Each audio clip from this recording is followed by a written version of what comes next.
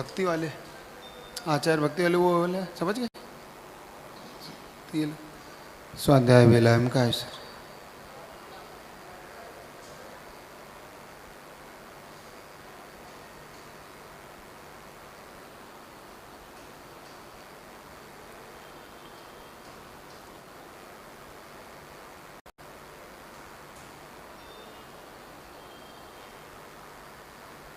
ओकारम बिंदु से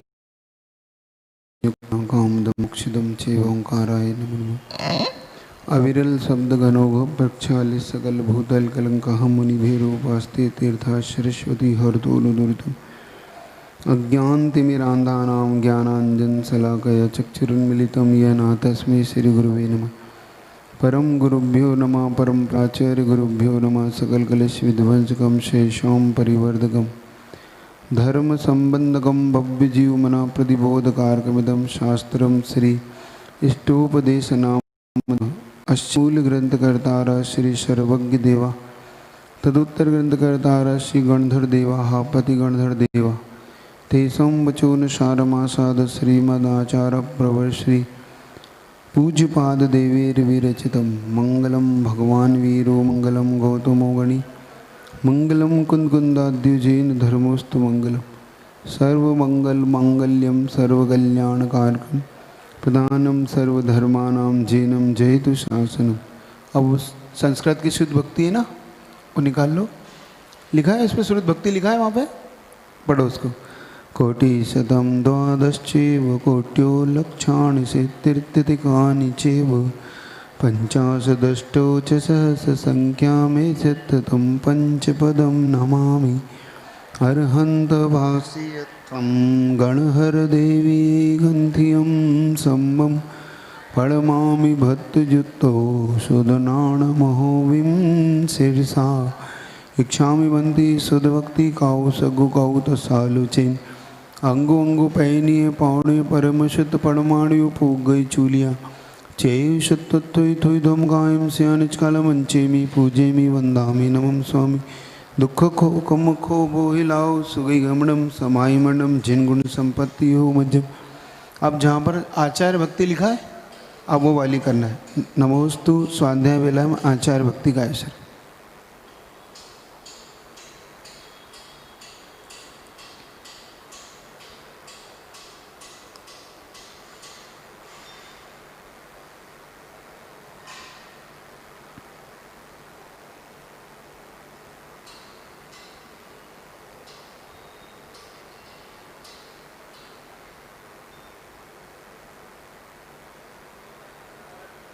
करें शुरू।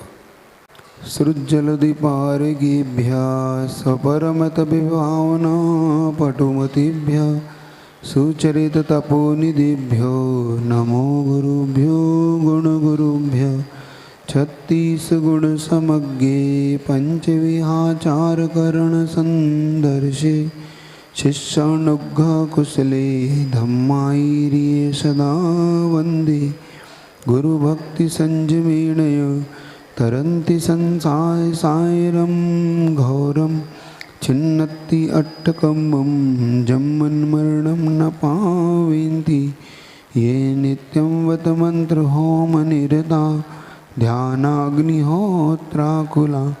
षट्कर्माभिरपास्तपोधन धना साधुक्रिया साधव शील प्रावरणा गुणपहरणा चंद्रार्जिते ज्योतिका मोक्ष द्वार कपाट पाटन भटा पीणन्तु मां साधव गुरुवापान्तु ज्ञानदर्शनायिका चारित्राणौ गंभीरा मोक्ष मार्गोपदेशका इच्छामि बंति आर्य भक्ति कौ सगु कौ तसालुचिं समनाण समदर्शन समचरिताणम पंचव्याचारणम आयर्याणम आयरादिसदनाणवदेश्याणम उज्जयाणम तेरगुणपाल्याणम सभूषाणम श्याणचालम अंचेमी पूजेमी वंदामी नमम स्वामी दुख खो कम खो बोहिलाओ सुखी गमनम समाई मरणम जिन गुण संपत्ति हो मज्जम। चलिए मंगलाचरण निकालिए। और इस मंगलाचरण को आपको याद करना, सिर्फ 2 ही लाइन है, इसको आप याद कर लो। और ये आपको पर्चा हमेशा साथ रखना।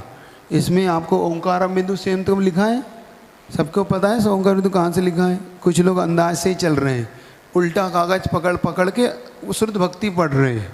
जब शुद्ध भक्ति इस तरफ है तो इस तरफ क्या पढ़ रहे हैं, पता नहीं क्या पढ़ रहे हैं, फिर भी पकड़ रखा है उन्होंने। कोई बात नहीं, अपनी अपनी विशेषताएं हैं लोगों की। कुछ लोग उल्टे कागज को भी सीधा पढ़ लेते हैं, वो अपनी विशेषताओं में रहते हैं उनकी, कोई बात नहीं। तो आप मंगलाचरण को याद रखेंगे। अब थोड़ा सा इसको इधर खसका लें, ठीक। तो आप मंगलाचरण को याद रखेंगे, ठीक है। चलिए पढ़िए मंगलाचरण मेरे साथ। योग्योपादान, इसमें नहीं है, पुस्तक में पढ़ो, स्तोपदेश की पुस्तक, उसमें कहाँ ढूंढ रहे हैं। योग्योपादान योगे यस्य स्वयं भावाप्ति रभावे कृष्ण कर्मणा तस्मै संज्ञान रूपाय नमोस्तु परमात्मने। चलिएगा, कल से ये आपका ग्रंथ शुरू हुआ। इसमें सर्वप्रथम इसके रचयिता पूज्यपाद स्वामी, जिनके द्वारा सर्वार्थ सिद्धि, समाधि तंत्र, इष्टोपदेश, 10 भक्ति, जिनेन्द्र व्याकरण जैसे ग्रंथों की रचना की गई। इनका ईस्वी काल अपन अगर देखें तो 5वीं 6वीं शताब्दी के आसपास इनका काल आता है। इनका मुख्य नाम देवनंदी था और अपर नाम जिनेन्द्र बुद्धि, बाद में पूज्यपाद इनका नाम पड़ा। ग्रंथकार जब इसका मंगलाचरण करते हैं तो सिद्ध परमेष्ठी को याद करते हुए, उनको नमस्कार करते हुए कहते हैं, जिन्होंने स्वयं अपनी स्वभाव की प्राप्त करके किसे प्राप्त की?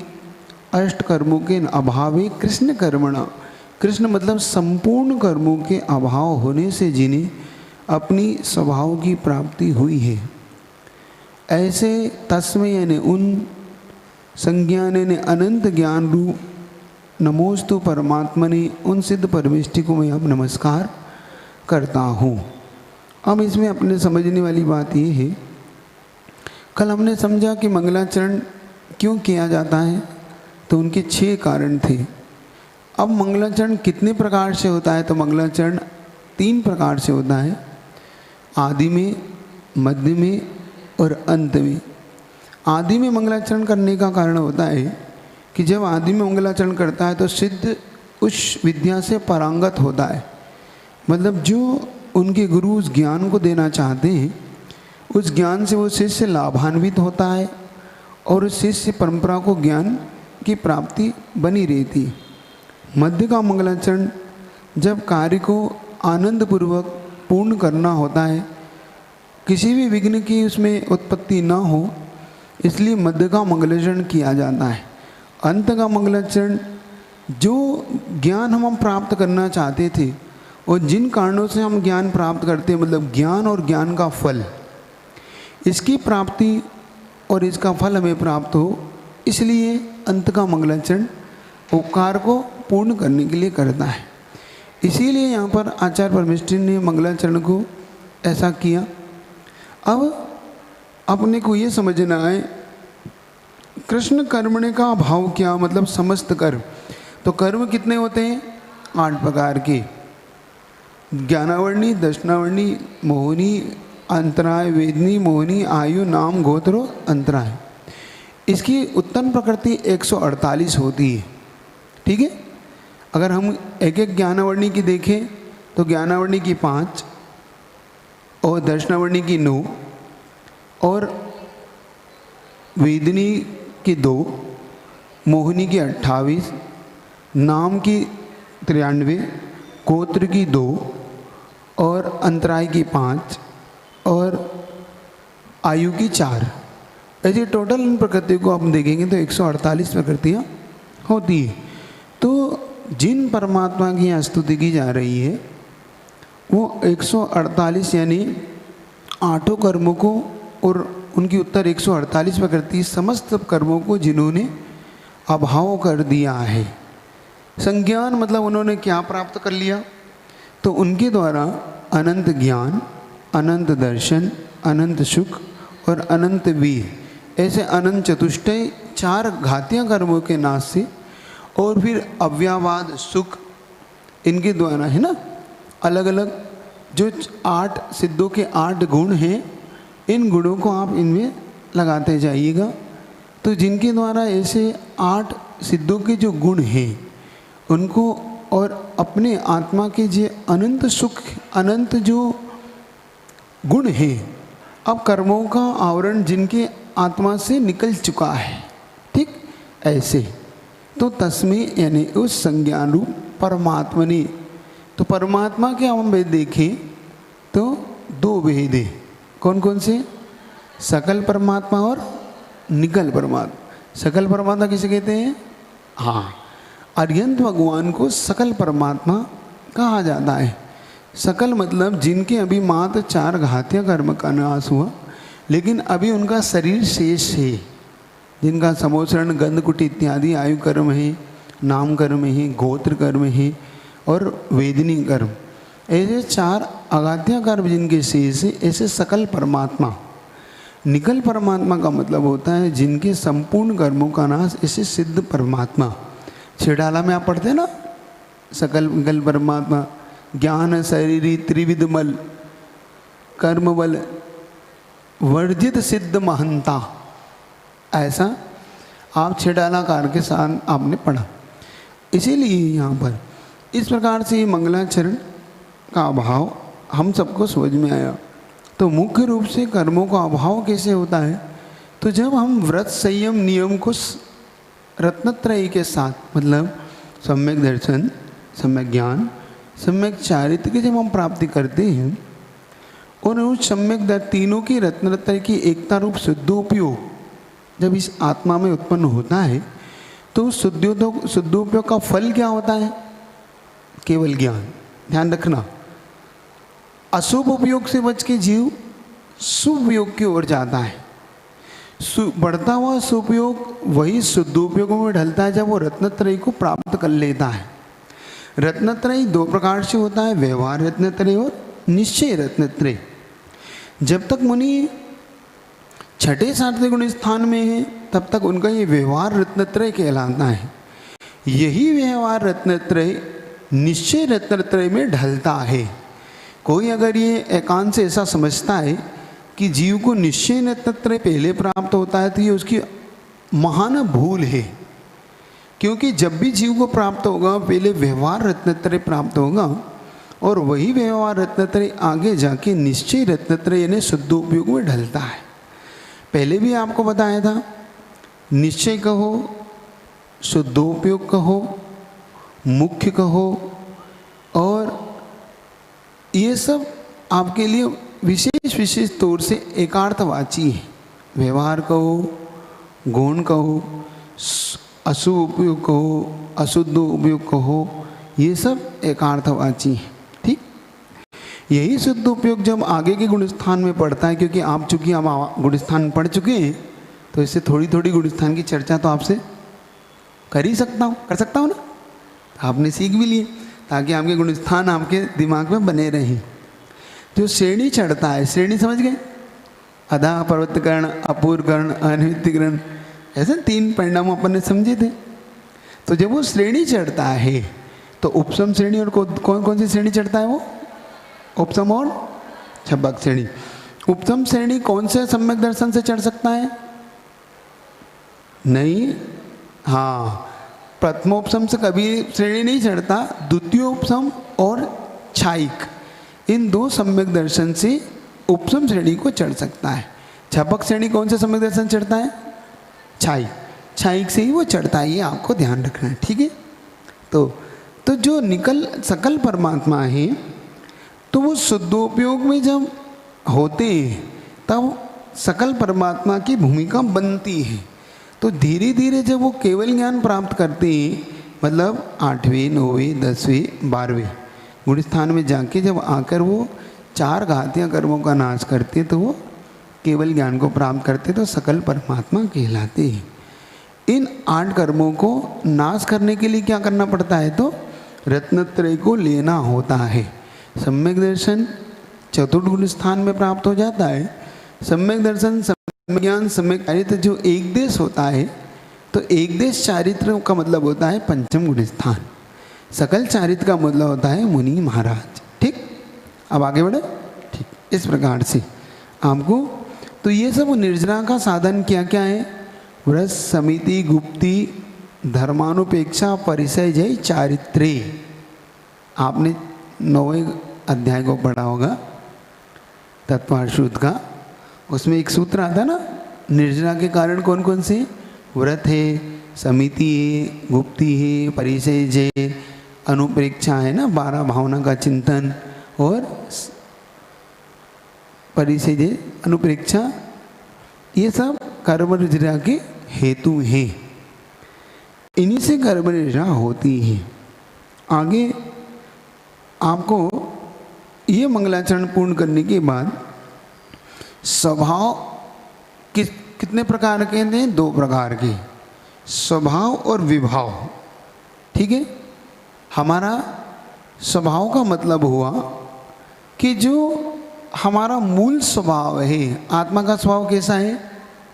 ज्ञान और दर्शन वाला। तो ज्ञान और दर्शन वाला हमारा मूल स्वभाव कर्मों के द्वारा जब आच्छादित हो जाता है, मतलब हमको केवल ज्ञान और केवल दर्शन वाला हमारा मूल स्वभाव है आत्मा का, लेकिन ये आत्मा कर्मों के कारण ढक जाती है तो हम विभाव स्वभाव वाले हो जाते हैं। विभाव समझ गए? विभाव का मतलब उसका ओरिजिनल रूप नहीं होना। जैसे मान लो कोई नाटक इत्यादि में पार्ट एक रंगमंच के भांति है और यह जीव आत्मा नाटक के रूप में उत्पन्न होता रहता है। चारों गतियों में अपन नाटक ही तो कर रहे हैं, है ना। कभी हम तिर्यंच गति में कुत्ते, बिल्ली, शेर, इसके रोल में आ जाते हैं। तो मनुष्य गति में कभी गरीब, अमीर, अंधा, लंगड़ा, लूला, कभी स्त्री, कभी नपुंसक, कभी पुरुष, इस रोल में आते हैं। देवगति में हम इंद्र है, सामानी के, त्रायस्तीन से, लोकपाले, किलविस, इस रूप में आते हैं। नरक गति में नारकियों का रोल करते। तो ये रोल कौन करता है? ये जीव आत्मा करता है। तो इसका मूल स्वभाव तो नहीं है। इसका मतलब हुआ कि हम सब अभी विभाव पर्याय वाले हैं। हमारी स्वभाव पर्याय प्रकट होने के लिए हमें क्या करना पड़ेगा? क्या करना पड़ेगा? क्या बनना पड़ेगा? कर्मों का नाश करना पड़ेगा। और कर्मों का नाश कैसे होगा? व्रत, नियम, संयम के लेने से, मुनि बनने से, रत्नत्रय की प्राप्ति से हमारा मूल स्वभाव हमें प्राप्त हो सकता है। तो यहाँ पर आचार्य परमेष्ठी कह रहे हैं कि आपको अगर मूल स्वभाव प्राप्त करना है तो आपको रत्नत्रय की प्राप्ति करना होगी। तो उसी स्वभाव को, तो स्वभाव का कभी अभाव हो सकता है क्या? नहीं होता। जिसका जो स्वभाव है उसका कभी अभाव नहीं होता, सिर्फ वो स्वभाव कुछ रूप में चेंज होता है। क्योंकि अभाव का कभी, सद्भाव का कभी अभाव नहीं होता, और जो वस्तु अभाव है उसका सद्भाव नहीं होता। ठीक है, जो हमारी वस्तु है, क्या आप समझ रहे हैं ना? स्वभाव और अभाव समझ रहे हैं? कभी भी जो वस्तु अभावग्रस्त है वो कभी उसका सद्भाव मतलब उसकी प्राप्ति नहीं हो सकती, और जो वस्तु है उसका कभी अभाव नहीं होता। जैसे आत्मा का कभी अभाव हो सकता है, और जो आत्मा नहीं है क्या उसकी प्राप्ति हो सकती है? जैसे मान लो ये माइक है, क्या कभी ये चेतन बन सकता है? नहीं। तो इसका कभी सद्भाव जीव रूप में नहीं हो सकता, और कभी जीव कभी माइक बन सकता है? नहीं। तो जीव का कभी अभाव नहीं हो सकता, मतलब अपना मूल स्वभाव नहीं छोड़ सकता। पुद्गल का मूल स्वभाव क्या है? स्पर्श, रस, गंध और वर्ण। और जीव का मूल स्वभाव क्या है? ज्ञान और दर्शन। तो ज्ञान और दर्शन जो हमारा मूल स्वभाव था वही विभाव में बदला, मतलब कर्म से आच्छादित होकर हम कुमति, कुश्रुत, कौदी, सम्यक दर्शन की प्राप्ति हो गई तो मति, श्रुत, अवधि, ऐसे ज्ञान को हमने प्राप्त किया। ऐसे ही हमारा दर्शन चक्षु, अचक्षु दर्शन के रूप में रहा। जब कर्म का अभाव हुआ तो केवल दर्शन, केवल ज्ञान के रूप में उत्पन्न हुआ। ये तो हमारा मूल स्वभाव का कभी अभाव नहीं होता, वो आच्छादित होता है, ढका जाता है, अपना वो रूप बदलता रहता है। ठीक है, उदाहरण के लिए पूज्य गुरुवर का उदाहरण यहाँ पे इन्होंने दिया, जैसे सूर्य होता है, सूर्य बादलों से ढक जाता है, लेकिन सूर्य का अभाव कभी होता नहीं है। सूर्य अपना स्वभाव बादल से ढकने के कारण अपना मूल स्वभाव खो देता है, जो ताप और प्रकाश वाला है, क्योंकि सूर्य में क्या क्या चीज़ होती है, ताप भी होती है और प्रताप भी होता है। प्रताप मतलब प्रकाश, ताप मतलब उष्णता, तो खोता नहीं है। लेकिन बादलों की ओट में हमें कैसा लगता है कि अब सूर्य भी नहीं दिखाई दे रहा, और तो विभाव रूप है उसका। ऐसे ही जो जीव, अपनी जीवात्मा कैसी है, हमारी जीवात्मा विभाव रूप में बदली हुई है। इसी को जानने के लिए यहाँ पर अब शिष्य पूछता है, अगली गाथा को आप निकालिएगा। अब शिष्य पूछता है कि भगवान, ये जो स्वभाव की प्राप्ति होती है, ये स्वभाव की प्राप्ति स्वयं में होती है कि इसके लिए कुछ कारण भी उत्पन्न होते हैं?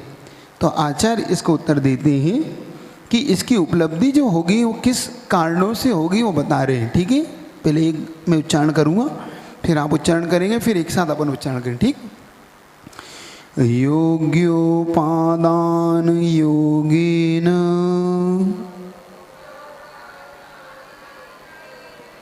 दृशदा स्वर्णतामता द्रव्यादि स्वादि संपत्ता वात्मनोप्या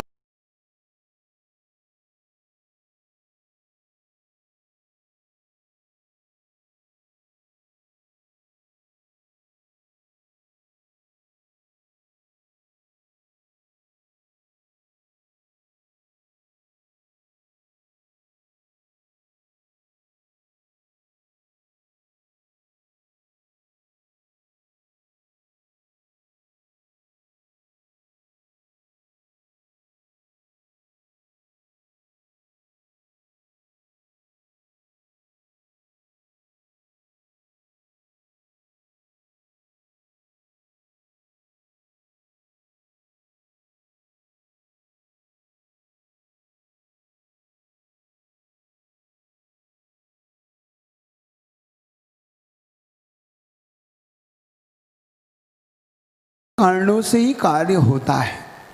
लेकिन आचार्य महाराज किसी भी कार्य की उत्पत्ति के लिए कौन कौन से निमित्त होना चाहिए, उस निमित्त का यहाँ पर वर्णन आपके सामने उपस्थित है। योग्य उपादान योगीन, अब शब्द एक एक शब्द की व्याख्या को समझिएगा। योग्य मतलब हमारी क्या सही है, योग्य मतलब सही, योग्यता अपन बोलते ना। उपादान, योग्य उपादान के योगीन मिलने पर दृश्यदाह देखा जाता है, जैसे स्वर्णता मता, स्वर्ण का पाषाण को स्वर्ण रूप में बदलते हुए देखा जाता है। क्या आपको लाइन का अर्थ बता रहा हूँ। पहले तो योग्य उपादान के मिलने पर स्वर्ण का जो पाषाण, जो स्वर्ण का पाषाण समझ गए, जो स्वर्ण का पत्थर होता है, खदान से निकलता है, तो जो आप ये सोना पहनते हैं ना, ये ऐसे नहीं निकलता, ये पत्थर के रूप में निकलता है। फिर उस पत्थर को स्वर्णकार यानी जो सुनार होते हैं वो उसको किसी 1 डिग्री टेम्परेचर पे गर्म करते हैं, तो वो पिघल जाता है, पानी पानी हो जाता है। फिर उसमें से लोहा, कंकर पत्थर, अन्य अन्य धातु, चांदी आदि को अलग करके शुद्ध सोने को अलग निकाला जाता है, जिसको बोलते हैं सोना वाली का सोना, अथवा आप कहते हैं 24 कैरेक्टर का, 24 कैरेट बोलते हैं ना आप, 24 कैरेट का सोना, शुद्ध सोना, 100 टन का सोना। तो कैसे निकलता है? स्वर्ण के पत्थर से। तो स्वर्णता मता, स्वर्ण पाषाण के अगर योग्य हाथ में जाता है तो स्वर्ण रूप में बदलता है। बात समझ में आ रही? समझ में आ रही कि नहीं? ऐसा तो नहीं बोर हो रहे हो, मन नहीं लग रहा? लग रहा? मन लग रहा? लगाने का पुरुषार्थ करो धीरे धीरे आगे। उदाहरण के बाद अब जो चीज़ें आएंगी इसके बाद जो गाथा आएंगी वो अब आप और हमारे लिए आएंगी। अभी आचार्य महाराज हमें समझाने की भूमिका बना रहे हैं यहाँ पे कि ग्रंथकार हमें क्या शुद्ध चीज़ देना चाहते हैं। मान लो जैसे आपको क्यों समझ में नहीं आएगी, मैं बताता हूँ उसका कारण। मान लो जैसे आपके माता पिता होते हैं, तो बच्चा जब छोटा होता है 5 साल 10 साल का, तो उसे कहते देख तुझे हम डॉक्टर बनाएंगे, तुझे हम डॉक्टर बनाएंगे, तुझे हम इंजीनियर बनाएंगे। तो बच्चा क्या समझता है? डॉक्टर क्या होता है? इंजीनियर। लेकिन उसको क्या पढ़ाते हैं? अ आ इ ई, 2 और 2 4, 2 इंटू 4 इक्वल टू 4। लेकिन उससे को सपना कौन सा दिखाते हैं? डॉक्टर का, इंजीनियर का, सीए का। ऐसे ही आचार्य महाराज आप सबको सिद्ध भगवान बनने का सपना दिखाया, तो सपना दिखाने के लिए विधि भी तो बताना होगी। तो अभी उसकी मूल विधि आपको बता रहे हैं। तो बच्चे ने पूछा पापा डॉक्टर क्या होता है? तो डॉक्टर बनता, डॉक्टर ऐसे बनते हैं, पीएमटी की एग्ज़ाम देना होती है, फिर उसमें तुम पास होगे। तो अब उसकी कुछ समझ में कुछ नहीं आता, फिर उसे, लेकिन ऐसे ही तुम्हें समझ में कुछ नहीं आ रहा, मैं समझ रहा हूँ। लेकिन तुम्हें आचार्य महाराज को सिद्ध परमेष्ठी बनाना। अब वो सिद्ध परमेष्ठी कैसे बनता है ये थोड़ी सी भूमिका बना रहे। फिर अपन क्या करते हैं और क्या होना चाहिए इसकी भूमिका अब बनने के बाद फिर आप पूछेंगे। फिर बच्चा पूछता है मैं तो 5th क्लास में हूँ। फिर क्या? फिर बताते हैं माता पिता हाँ तुम 5th में हो, लेकिन 5th की पढ़ाई ऐसे ऐसे करना है, तो फिर तुम डॉक्टर बनते ऐसे बनोगे। ऐसे ही आचार्य महाराज पहले हमें सिद्ध परमेष्ठी बनाने की भावना रख रहे हैं। फिर तुम अपन पूछेंगे अरे सिद्ध कैसे बना जाता है, तब वो हमें बताएंगे कि हम कैसे कैसे सिद्ध भगवान बनेंगे। समझ गए हम? हाँ, इसको समझने के लिए पुरुषार्थ करना, घबराओ नहीं। थोड़ा सा बस 1-2 कारिका और बची है। इस कारिका के बाद अब सरल विषय आएगा, जो विषय ऐसा आएगा कि यह आत्मा क्यों भटक रही है, तो हमने गुरुओं की बात क्यों नहीं मानी, तो गुरु कैसा होता है, गुरु को कैसे अपनाया जाता है, तो हमारा शरीर और आत्मा भिन्न क्यों है, तो शरीर आत्मा को भिन्न करने की विधि क्या है। बहुत अच्छा वर्णन आएगा कि धन कैसे कमाता है, तो धन हम कमाते कैसे और उसकी सुरक्षा करते तो वो सुरक्षित क्यों नहीं रहता है, हमें गरीब क्यों हैं, हम अमीर क्यों हैं, इसके सारे उत्तर इसके अंदर आपको मिलेंगे। बस थोड़ा सा आपको पैसेंस की ज़रूरत पड़ेगी, उसको खोना नहीं। आज से 1-2 दिन बाद जब आपको विषय आएगा तो आप इतने आनंदित होंगे कि आपको लगेगा कि वास्तव में आपने सही ग्रंथ को चुन लिया। लेकिन थोड़ा सा तो पेशेंस चाहिए। अब ठीक है, तो यहाँ पर वो बता रहे हैं कि उपादान इसी प्रकार से ये जीव आत्मा द्रव्य क्षेत्र काल आदि के मिलने पर संपत्ता आत्मनोप्यात्मता मता, यह आत्मा द्रव्य क्षेत्र काल भव भाव आदि के मिलने पर संसारी आत्मा भी सिद्ध भगवान की शुद्ध आत्मा के समान बन सकता है। अब यहाँ पर आचार्य महाराज निमित्त और उपादान 2 वस्तु की चर्चा आपसे कर रहे हैं।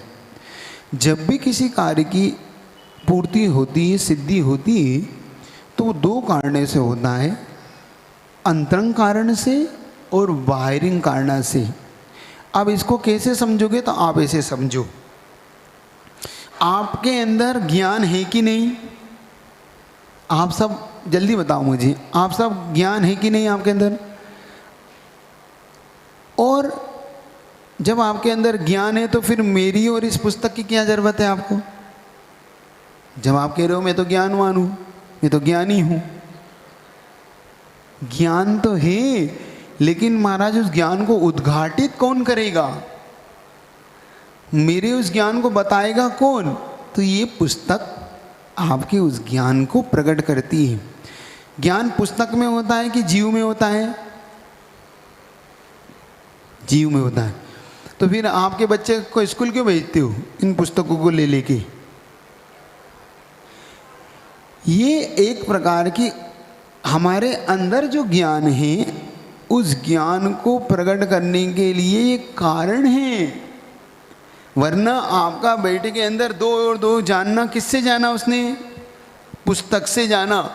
अरे ज्ञान तो आपके बेटे के अंदर था, पुस्तक ने क्या करा? नहीं, उस पुस्तक ने उस 2 और 2 4 को आपके अंदर जो ज्ञान था, तो जो उस पुस्तक के संकेत से, पुस्तक क्या होती है? संकेत। अच्छा, रास्ता सब दूर होता है। क्या रास्ता, सारा रास्ता क्या दिल्ली तक चला जाता है? नहीं। सभी रास्ते दिल्ली जाते हैं? नहीं। एक रास्ता हस्तिनापुर जाता है, एक रास्ता दिल्ली जाता है, एक रास्ता सहारनपुर जाता है, एक रास्ता मेरठ जाता है। तो जो वहाँ पर रास्ता बताने के लिए मील का पत्थर होता है ना? ठीक समझ गए आप? तो वो पत्थर जो होता है वो आपको क्या बताए? माइलोमीटर जिसको आप बोलते हैं। तो क्या बताता है आपको? किस ओर आपको जाना है। इसी प्रकार से यह शास्त्र हमें हमारे अंदर के बाहरी निमित्त में कारण बनता है। हमारे अंतरंग का जो ज्ञान है उसको प्रकट करने में क्या निमित्त है? शास्त्र, गुरु।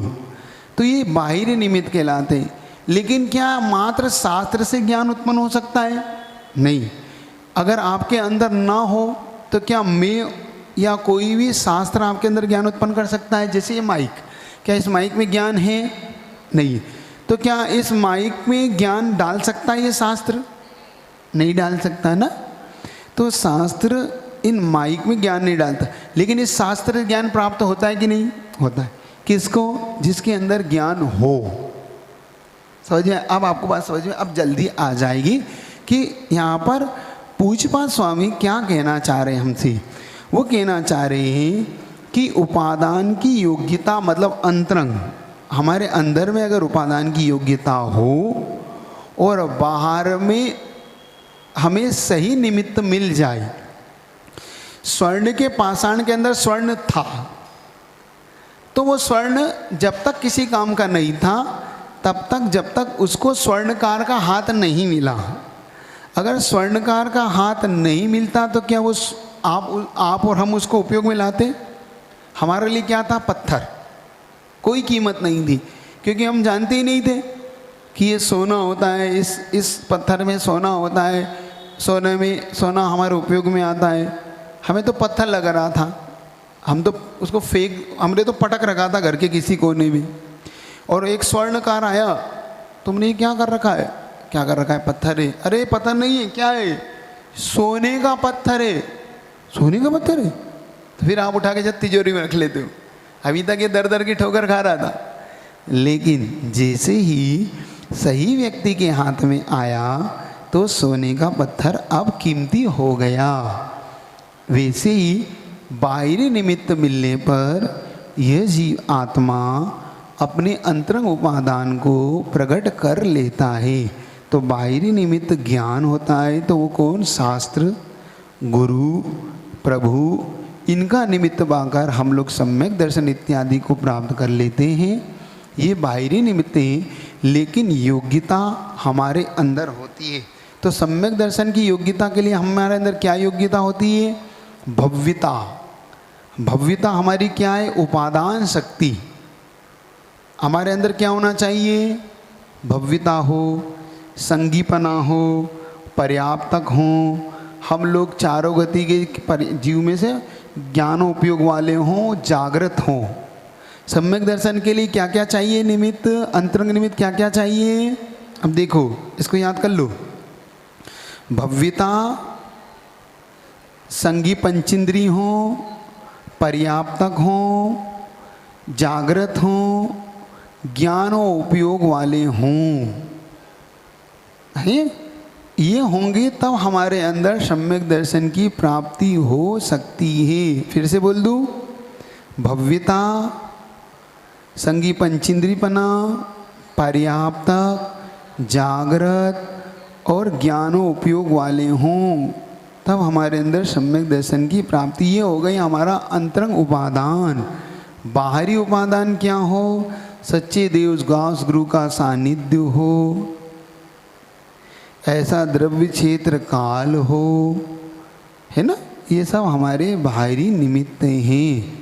इस प्रकार से हमारी अंदर की योग्यता सुद्रव्य, सुक्षेत्र, सुकाल, सुभाव और सुरभव के उत्पन्न होने पर हमारे अंदर यह संसारी आत्मा सिद्ध बनने की क्षमता रखता है। इस प्रकार से आज आपके सामने दूसरी गाथा का भाव प्रकट हो रहा है। आचार्य श्री की हिंदी को पढ़िए। स्वर्ण बने पाषाण स्वर्ण का स्वर्णकार का हाथ रहा, अनल मिलल से जली मलिनता समुचित साधन साथ रहा। योग्य द्रव्य हो योग्य क्षेत्र हो, योग्य भाव के योग मिले, आत्म परमात्म बनता है, बहु बहु का संयोग टले।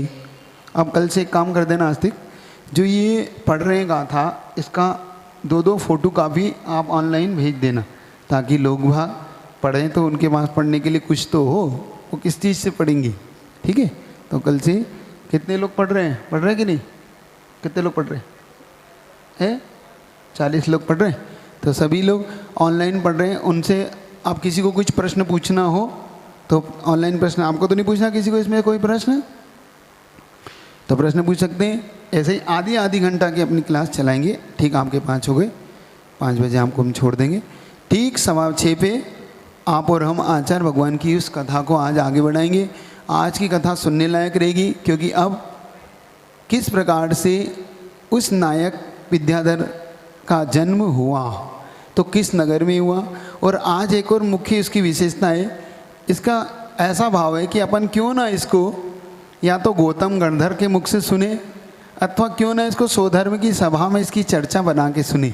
तो आज उस प्रसंग को बनाया जाएगा कि कैसे गौतम गणधर ने आचार्य श्री का चारित्र गौतम गणधर से किसी ने पूछा तो उन्होंने क्या उत्तर रूप में दिया, या स्वधर्म की सभा में देवों ने पूछा कि इस पृथ्वी पर इस पंचम काल में इस शताब्दी का कौन सर्वश्रेष्ठ चारित्र का धारक है, तो स्वधर्म इंद्र ने क्या जवाब दिया, इस जवाब को सुनने का पुरुषार्थ। चलिए।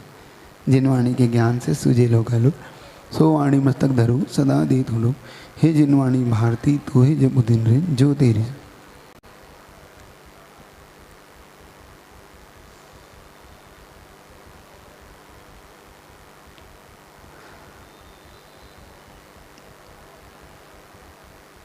और एक बात ध्यान रखें, आचार्य जी के चारित्र की परीक्षा भी संडे के संडे हो सकती है। एक स्टोप देव की भी हो सकती है, आचार्य जी की भी चारित्र की परीक्षा। तो आप बहुत गौर से सुनना, आपको सारी चीज़ शुरू से पूछी जा सकती है। ग्रंथकार ने कहाँ कौन सा संस्मरण के रूप में कौन सी गाथा का उद्धृत किया, ठीक है। आप सब तैयार है ना? आपको बहुत आनंद, आप पेपर देने में बड़ा आनंद है। आचार्य जी के जब संस्मरण पूछे जाएंगे ना, तो सारी चीज़ें ठीक है। चलिए ठीक। अब इससे बोलो कि स्टोक देव की इनकी इसकी अलग ही क्लास बना ले, अलग कर दी, उसको जोड़ी तो नहीं है ना। चलिए।